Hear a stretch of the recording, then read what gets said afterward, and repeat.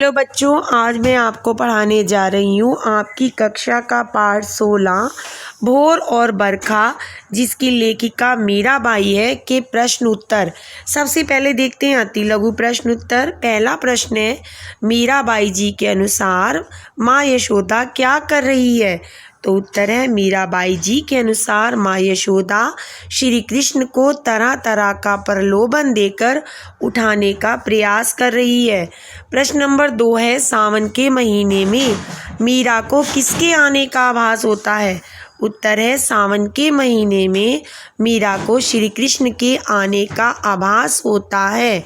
प्रश्न नंबर 3 है, कृष्ण को गिरिधर क्यों कहा जाता है? उत्तर है, श्री कृष्ण ने सभी ब्रजवासियों की रक्षा के लिए पर्वत को अपनी उंगली पर उठाया था, इसलिए उन्हें गिरिधर कहा जाता है। प्रश्न नंबर 4 है, माँ यशोदा के अनुसार द्वार पर कौन कौन खड़े हैं? उत्तर है, माँ यशोदा के अनुसार द्वार पर देवता और मनुष्य श्री कृष्ण के दर्शन के लिए खड़े हैं। लघु उत्तरी प्रश्न उत्तर देखते हैं। प्रस्तुत पाठ में कितने पद हैं और दोनों पदों में क्या अंतर है? उत्तर है, प्रस्तुत पाठ में 2 पद हैं। पहले पद में ब्रज की सुबह का वर्णन है और दूसरे पद में सावन में होने वाली वर्षा ऋतु का वर्णन है। प्रश्न नंबर 2 है, नीचे लिखी पंक्ति का आशय अपने शब्दों में स्पष्ट करना है। तो है, माखन रोटी हाथ में लीनी गौवन के रखवारे। तो उत्तर है, इस पंक्ति का आशय है कि ग्वाल बालक अपने हाथों में माखन रोटी लेकर गाय चराने जाने के लिए तैयार हैं। वे अब बस श्री कृष्ण का इंतजार कर रहे हैं।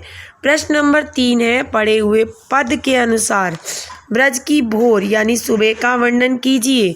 तो उत्तर है, पद के आधार पर ब्रज में भोर होते ही, सुबह होते ही हर घर के दरवाजे खुल जाते हैं। ग्वालिनें दही मथ कर मक्खन बनाने लगती हैं। उनके कंगन की आवाज़ घर तथा हर जगह गूंजती रहती है। ग्वाल बालक हाथों में मक्खन और रोटी लेकर गाय चराने की तैयारी में लग जाते हैं। क्वेश्चन नंबर 4 है, मीरा को सावन मन भावन क्यों लगने लगा? उत्तर, मीरा को सावन मन भावन इसलिए लगने लगा क्योंकि इस मौसम में प्रकृति बड़ी ही सुंदर हो जाती है। यह मनमोहक मौसम उन्हें प्रभु श्री कृष्ण के आने का एहसास महसूस कराता है, जिससे उनका मन प्रसन्न और उमंग से भर जाता है। कि दीर्घोत्तरीय प्रश्न उत्तर देखते हैं। बंसी वाले लन्ना मोरे प्यारे लाल जी कहते हुए यशोदा किसे जगाने का प्रयास करती हैं और भी कौन कौन सी बातें कहती हैं? तो बंसी वाले लन्ना मोरे प्यारे लाल जी जैसे प्यार भरे शब्द कहते हुए यशोदा माँ कान्हा को जगाने का प्रयास करती हैं और वे निम्न बातें कहती हैं। रात खत्म हो गई, हर घर के दरवाजे खुल चुके हैं। ग्वालिनें दही मथ कर तुम्हारा मनपसंद माखन बना रही हैं।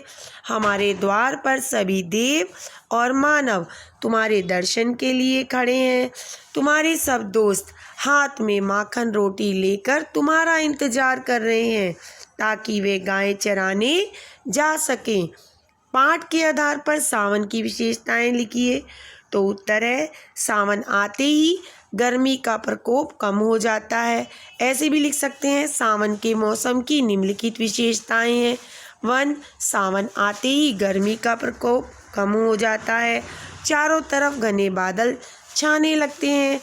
आसमान में बिजली कड़कती है और बादल गरजते हैं। कभी हल्की तो कभी तेज वर्षा होती है और प्रकृति फल फूल उठती है। इस दौरान हवा में भीनी भीनी खुशबू फैल जाती है और वो ठंडी और सुहावनी लगती है।